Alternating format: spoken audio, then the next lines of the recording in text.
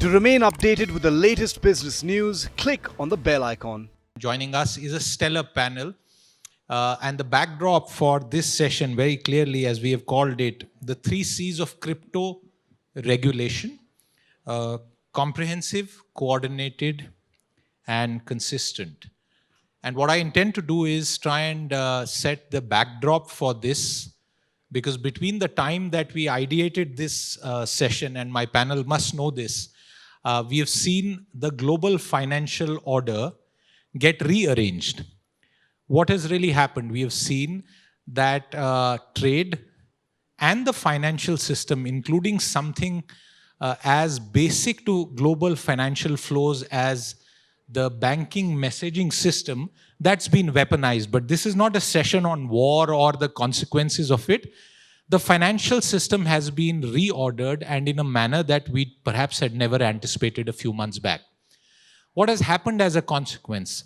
Number one, the United States of America, which arguably still is the largest economy in the world, and also possesses the most powerful currency in the universe, at least the known and discovered part of the universe, has decided that the dollar must also be the de facto reserve currency in the digital world. That's what has happened. And I never expected the United States to do decision making through reports. But this time, not one, but they've decided to do 2 reports. One by the serving Federal Reserve chairperson and the other senior officials there, and one report by the former Fed Reserve Governor Janet Yellen. And the mandate that has been set by the US President is, go ahead, tell me what will be the shape of the American digital currency.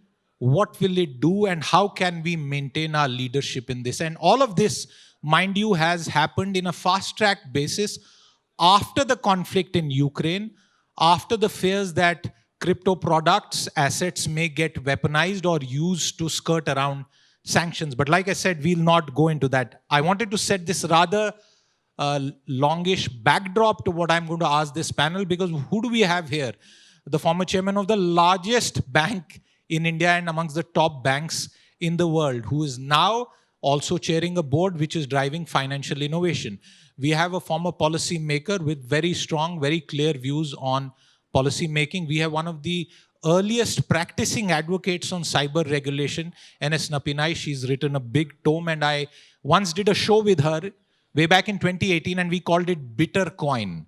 I don't mean to say anything about Bitcoin. And Mr. Shroff, who couldn't be here with us physically but is here with us virtually, is also one of the finest legal minds when it comes to policy. So I'm going to try and do it as rapid fire as I can. And I start with Mr. Rajnish Kumar. Sir, the post-Ukraine world has seen a trend towards an accelerated acceptance of crypto, at least not in the sense that we knew it. And given that backdrop, what are the lessons that you would like to drive as far as India is concerned? So, as far as crypto is concerned, it's a very, I have mentioned it earlier also, it is an animal which everybody is trying to still understand and figure it out what it is. And people have not been able to figure it out as yet. Whether it is the judicial systems across the world or governments across the world or the central banks. And that is why what you mentioned, that American president saying, please explain what it is and how will you go about it. But this is a fact that we are moving into a world which is entirely different than what we are used to. And when we try to define this world, we see it from traditional lens. And we try to fix that puzzle from the traditional sense, that what will be the role of the banking system. Because currency or any asset means that you have to have traditional bank. But in the world of crypto, whether you need that or not need that, we are talking about metaverse, where the medium of exchange would be only crypto. That is what they are talking about. Then all the issues around about its misuse, that comes in.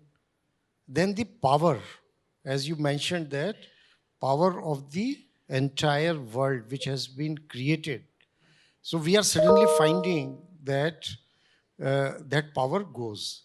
So in such a world which is full of uncertainty, which is also full of excitement, possibilities around use of technology. Right. So we are trying to define a new order. And in that new order, obviously the existing traditional players who derived their power, like you mentioned about US and US dollar being reserve currency. So in the new world, where would it be? Honestly, it's a very difficult question to answer on this. Okay, we'll try and get as many answers as we can. Mr. Shroff, I want to come in because I'll go to the policymaker last, Mr. Garg, so that you can answer some of the other points. Mr. Shroff, how important is it for India to manage its strategy as far as this evolving world is concerned? There's been an announcement for a central bank digital currency. There has been some talk of a regulatory framework, but you know that it's still evolutionary in nature. So I think it's, of course, very important. And anecdotally, a lot of investors in India are already in this asset. So there is already enough stake in India in this space already. So what are our options? Our options are to have no regulation, good regulation, or bad regulation. There is no fourth option. And I think if we leave it unregulated, we are probably setting ourselves up for a major crisis. And at that stage, people will look back in hindsight and ask, why didn't we regulate this, or why couldn't we see this coming?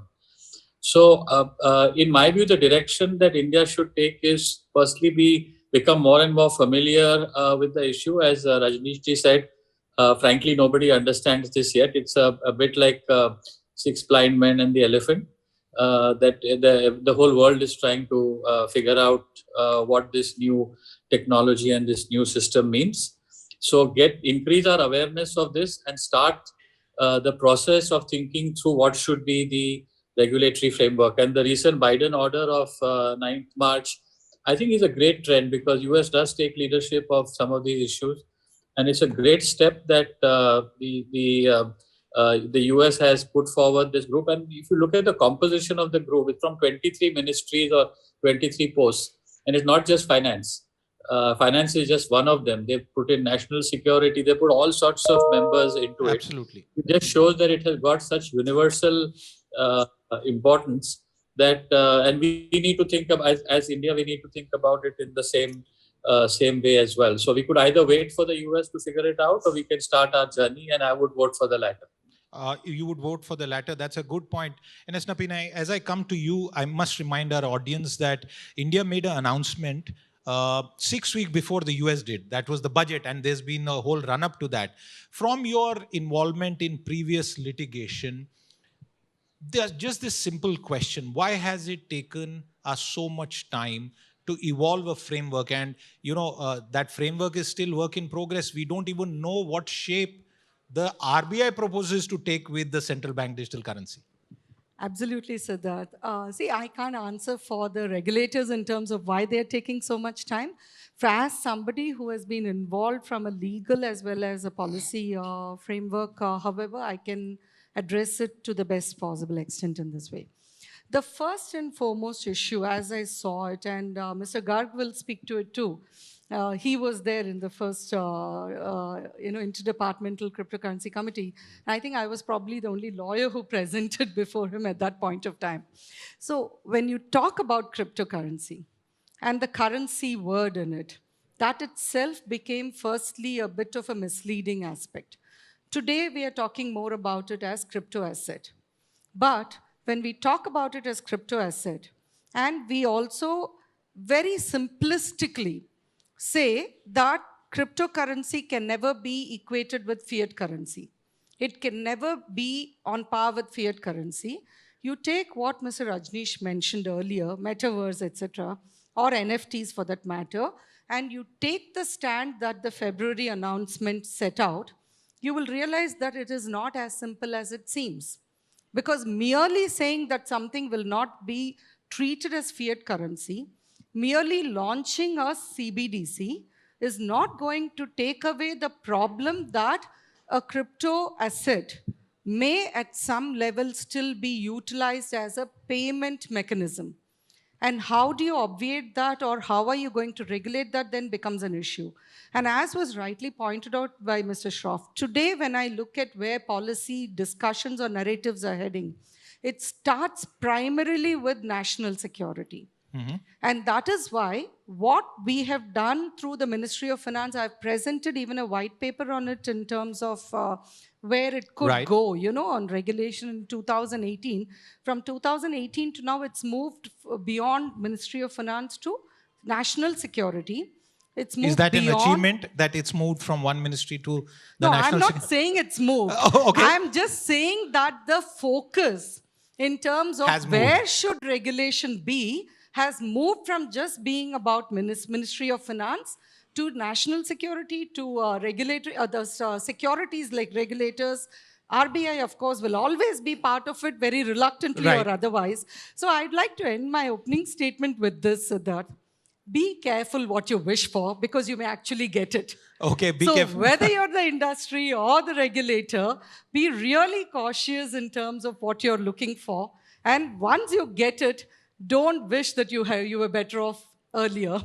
Mr. Garg, from the last time when you wrote and commented about the critical parts of that bill to now when the global financial order has most certainly been reordered, how would you write a fresh bill if it was up to you right now? See, the fresh bill... The fresh bill on the cryptocurrencies, I think we'll need to start with recognizing... Or should we call them virtual digital assets, because the currency word it doesn't figure in the budget? The asset is one part of the crypto world. I think that's where, if we make the distinction very clearly, what are we talking about, only then we can decide that what are you regulating. Basically, the crypto world has three distinct kind of phenomenon. One is the currency, which has occupied most of the space so far in discussions, right? Bitcoin came as currency, and that is what it went everywhere in the world. Investors lapped it up. Some people started using it for payment systems, Tesla, whatever. And the central banks got literally scared all over the world that there is somebody, some barbarian is coming to sort of create or sabotage the established official currency system. So that is where it all started. So it's a currency is one thing. The second thing is that today lots of businesses are being run on the crypto platforms. So a lot of decentralized financing is done. Even in the process of creating cryptocurrencies, etc., you do mining. You provide all kinds of services today, whether you're organizing land records or music or whatever, or for that matter, even stable coins, international payments, etc. So lots of services are being delivered on the crypto platforms. And the third thing is what is now getting the most of the attention is that the crypto system creates lots of assets. So NFT is a form of assets, but there are many other forms. And the crypto platforms themselves are a form of asset. Right. So Ethereum platform is an asset, or Bitcoin platform is an asset, Ripple is an asset. So these three things are three different phenomenons. And these require different way to regulate. And regulation is not only creating a one regulatory arrangement. You deal with taxation, you deal with licensing, you deal with the legislation about that. And therefore, we need to go into these systems to find out. Let me just highlight two things which are so unique to this world and which will need to be sort of taken into account before you come up with any regulatory system. All these crypto platforms are what now today is recognized as decentralized autonomous organizations. Right. These DAOs, these are so different from the organizations which we know, whether it's companies or partnerships or something. There are machines which are... Sorry to interrupt you. Is that lack of knowledge or awareness in policy makers a hurdle in adapting and evolving architecture quickly? So there are two reasons to my mind. Number one, we have got over possessive or over focused on the currency. And that is what impacts on our ability to make comprehensive legislations and regulations. And second is what you hinted, that still, and Rajnish also said, still a lot is not understood. Just recognize why Biden administration had to issue such a detailed order involving so many... And that's the point, sir. Why haven't we done that? Mr. Shroff, you wanted to come in before I come back to my panel here. No, I agree with what Subhash ji said. And I think our government should also take a much more comprehensive route. Definitely needs to move beyond currency. And internationally also now that we can see so many different models. The US has taken one approach. China has taken another approach of completely banning. Singapore has got somewhere kind of in between, where it is issuing guidance in terms of highlighting what are the risk factors and allows something that doesn't allow something. So, this is one of those things which is going to mean so many different things across the world. And we therefore need to come back to the headline of this panel of it has to be consistent. And which is actually the headline of this panel is exactly the same headline of a recent IMF article on crypto that was written on the 3 C's, the exact same 3 C's. And they make out the case of and point out what should be the basis of regulation, sort of universal regulation in the crypto space. Otherwise, you take big risks. You can't have one nation or one economy going a particular path and another economy taking a different approach. But then you're just going to create a black market. Rajnish, very quickly, explain to our audience, why has the US suddenly woken up and is now seeing crypto as the next battlefield? I will tell you, and before I answer your question, a couple of things. One is, we also know that US dollar was not always the reserve currency, it was the gold. It was only after World War II that US dollar became the reserve currency. Second point which I want to mention is that finance in any war plays a very critical role. There's a book called The Lords of Finance. If you read it, you would realize that in World War II, the governors of England, France, Germany, and US, what a critical role they played. So what I'm saying is this war, and World War I started in Europe, World War II started in Europe, and third one, even if it is not a world war, again, the action is Europe, and I would not be surprised that after every world war, a new order emerges. Right. So why, to me, the plausible answer is that they realize now that US dollar or the US economy, so what its role in the world, in this new world order, whether it is protected or not protected. We are in the age of e-commerce, where China, India, Asian economies, they are taking the lead. So, sir, tell me, is there a risk that India will miss the bus, which is what, the response time that we have seen? Are we going to miss the bus? We are in the habit of missing the bus. I am sure that this time we will not. So the ball has been tossed to your court now. We should know what is the bus here. No, what are we missing? Okay. No, fair point. And with due regard, I'm just trying to play a provocative role here. Yes. Why don't we know what will be the framework of the RBI CBDC? It's a discussion for many years. You wrote one version of a bill. There was a second one. We don't know what the third one is. We'll have a panel of parliamentarians later on. See, again, I can't understand, sir, if we can send rockets wherever, we can't get a basic draft ready. We are going for very soft and easy options. But the world has changed, sir. On 1st February, when the Honorable Finance Minister made her announcement, no one knew what would happen in Ukraine a few weeks later. See, that announcement by which and it's not only an announcement, by the Finance Act, the RBI Act has been amended. And so the RBI Act, there is an intention to amend as far as including the word digital in the definition of a banknote. Why is that taking time, sir? No, that will be passed the moment the Finance Act will be passed. It will become the law. Okay. And we have defined in a very easy way that and what about public consultations, sir? Why don't they happen? So this is no consultation. Without that consultation, it is there that the digital currency means the banknote in the digital form. Okay. That is what the definition is there.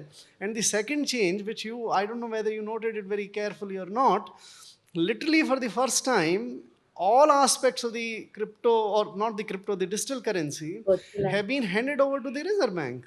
What design, what denomination, what form, what So you are system. saying the RBI is not handicapped by the lack of a detailed legislation? So they have been given all the powers, but they are not willing to exercise that. NS You Nappinai, heard is that right? Because you stood in court to take that old order. Tell us about it. Is the RBI handicapped when it comes to regulating this world? It is handicapped that it has not regulated this world properly. I would put it the other way Explain around. it more That it simply. I needed didn't to get regulate. you. Is the it RBI should have. doesn't want it, or is there no law? What is it? I'm saying that the RBI ought to take a strong stand with respect to regulating crypto assets, and it cannot shy away from its role as a regulator for this particular asset class. Call it what you want, the nomenclature is irrelevant, but RBI will necessarily be a party as a regulator. Mr. Shroff, has the policy establishment, and I'm saying Mint Street and North Block, both been kind of not fully prepared with how to deal with this? There are hundreds of thousands of investors. Just because you didn't put up a door or a barbed wire, if someone's walked in, you have even decided to tax them. Then why is it taking the policy establishment to come up with a regulatory framework? Why is it taking so much time, sir? So leave tax aside for a second and just coming to this question, I just want to build on what Nappinai said. I think part of the problem arises in the underlying legislative framework. The money and currency is not defined anywhere, not even in the RBI Act or any of the legislation. The closest that comes to it is in some sections of the FEMA, which talk of other instruments. So I think from RBI, if I have just to put on a narrow RBI hat for a second, I have no legislative basis to tax this. And so as a risk averse regulator, I'll say push it along, abhi nahi karna hai. So that is one approach. There is a theory that this is actually a security, and therefore SEBI should register it when you look at it as an asset class rather than as a payment system. And the closest you get to that in the Securities Act, it refers to other marketable securities. So this is one of those kind of round robin games where you have to choose the prime suspect of who will regulate it. Right. Now, within that universe of regulators, RBI seems to stand the tallest, and therefore it has rightly been chosen as अच्छा इसको बड़े भाई को दे दो. It is that kind of approach which has arisen by default. But I feel that there's going to be either some legislative amendment that you need or a new law. Okay. So that may I just chip in to answer your question? Sure. See, We'll take 2-3 days, minutes to wrap it up. I'm just going to extend by 2-3 minutes with the permission of the producer. I'll just take a very short minute for... I'll try and answer your question in this manner. When it all started for India with those RBI circulars of warnings to investors, it was simpliciter about cryptocurrencies or crypto assets. Yeah. Then it reached, so it had a regulatory aspect. Right. Then it grew because the number of investors grew and we were still hedging without a regulatory framework. So today, cutting through straight to where we stand today. Today, the whole topic has become about socio-political, socio-economic and socio-legal. So it's no longer unidimensional, and all the dimensions of this particular issue raises so many hydra's heads that the regulator probably does not want to deal with it rather than wanting to deal with it and then take the head on, if I may use that pun. Rajnish ji, has the policy establishment taken a futures contract on crypto policy? No. Let me tell you what is my understanding of the situation. Yeah. I may be wrong. Crypto is the buzzword for the new age economy. It is a world. Crypto is not defined by national boundaries. Let us understand it. When you talk about CBDC, RBI currency, we are again trying to protect our turf and define it in national boundaries, whereas crypto is very international. Right. So one is without international cooperation and everybody sitting together. It's very difficult to have a proper framework. That is one. And in the world or in the universe, which is of e-commerce and metaverse, which does not fit into your physical boundaries, then whether your fiat currency like dollar will continue to hold sway and remain a reserve currency for the world, That also I have my doubt. So I will bet, it's not any inducement to anybody, that I won't be surprised in next 10 years you see crypto as a currency of international transactions. Okay, that's certainly a headline from the former SBI chairman. I'm wrapping up this discussion. My final point to you, sir, in the minute or so that I have. A lot of observers post the US president's announcement have said that they expect the American CBDC, whatever its shape and size be, to be a game changer. Will the RBI's equivalent be a game changer as far as our financial system is concerned and intermediation and costs? So the moment the e-dollars or digital dollar comes in, I think dollar will retain the primacy which it has today in the international payment system. The digital rupee, whenever it comes, will have a very small role to play because rupee is not an international currency. So digital rupee will also play the role only domestically. And today 97% of the payments are digital in any case. So what is remaining 2, 3, 4, 5% is what is aimed to be converted into digital payments by this digital currency. So it's not going to be a game changer. All right. And I know there's so much more to discuss on this subject, but very clearly the headline is we need consistent, clear regulation because the world has changed, and after Ukraine, the world of finance has changed, and a central bank currency as well as clear-cut regulation on crypto assets will be required in the days, weeks and months ahead. I'm going to thank my entire panel for their time. Thank you very much. And a round of applause for our entire panel. If you like the video, do like, comment, share and subscribe.